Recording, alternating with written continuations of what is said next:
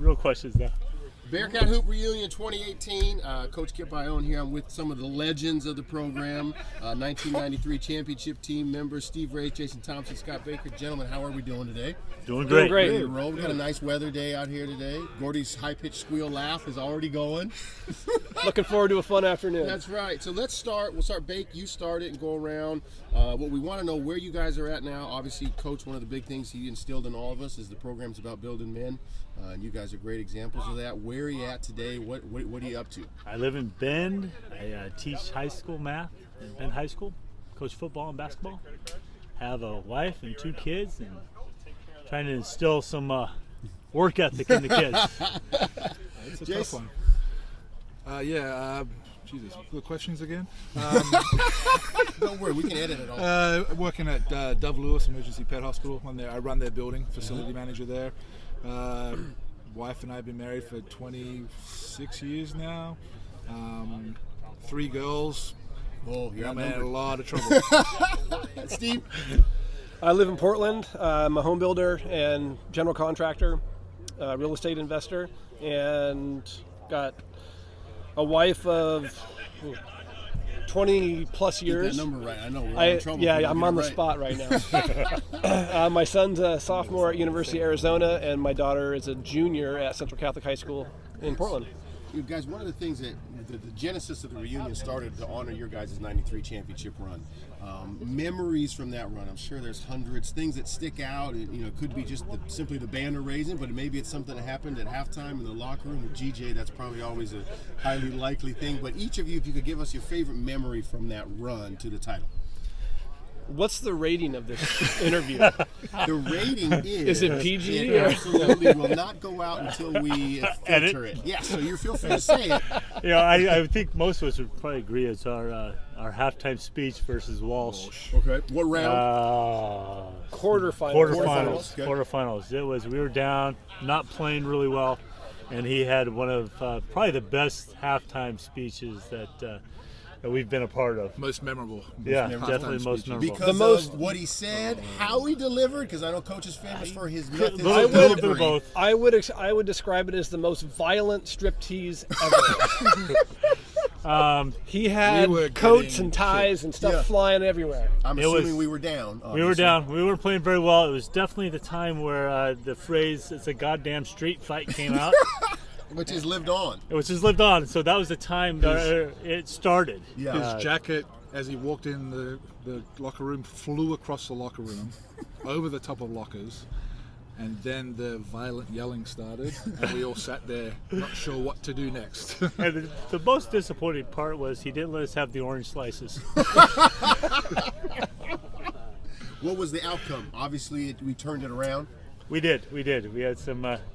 We were got a little fired up, and the game got a little dirtier, and then their 4 really good players were fighting with each other about 5 minutes into the second half, and the rest handled itself. As someone that came after you guys, that story in itself of them pointing at each other at halftime has been echoed down through the eons. Also, I think Bake was your dad, maybe, that told people not to leave at halftime. It was my dad. The best comeback in history.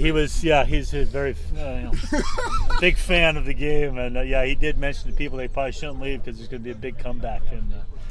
And I was a little bit afraid because I can't remember the big guy's name, Corey something, but I shoved him into the bleachers at the start of the Corey second. Appline. There you go. Thank you. Shoved him into the bleachers at the start of the second half into the bench, and I was worried. But luckily, he just kind of bounced up and continued to play. But I thought as many messages as I could send him that we were ready to play. So. Well, he did have I can't even call it a tip dunk. It was a monstrous dunk at the buzzer at halftime. And that probably didn't sit well. No. Put back well, he stood under the basket and watched us all walk to the locker room.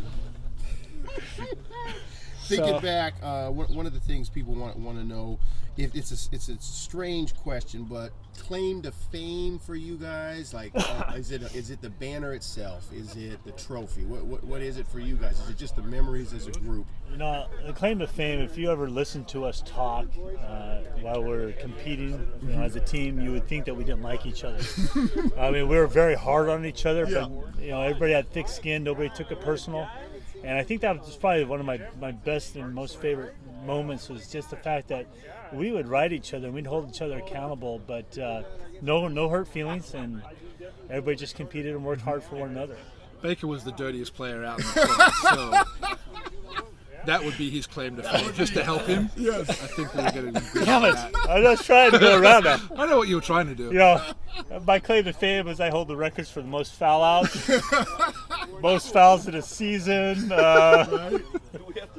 So I would say my claim to fame, Scott Baker was 3 rebounds short of being the all-time leading rebounder.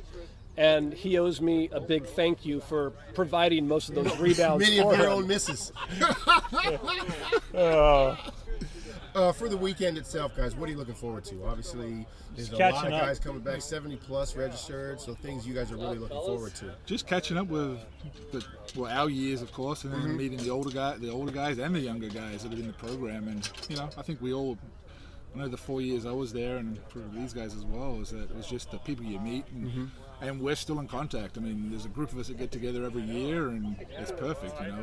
Keep good contact with everybody, and have great Gordy stories every time we meet, Right? year after year.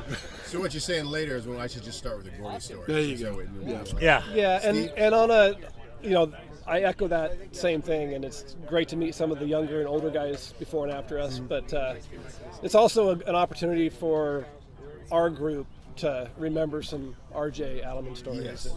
And Bruce. And Bruce Henderson, of course, yeah. So, some of it's going to be really, really bittersweet. Yeah. But it's going to be a pretty powerful weekend, I think, and it's going to be a lot of fun and a lot of memories shared, and And I just as the current head coach, I've got my team coming tomorrow for exactly all the things you guys are talking about. We preach to them day to day, family, legacy. This, it's not the scoreboard, it's the people, and it's always fun and really impactful for me to show them you guys and other groups that are here this weekend to see those bonds that hopefully they're forging while we're here, and excited and really, really thankful for you guys for coming and sitting down with us. Now get out of here and go harass Gordy. Thanks, Kip. Thanks, guys. Appreciate it.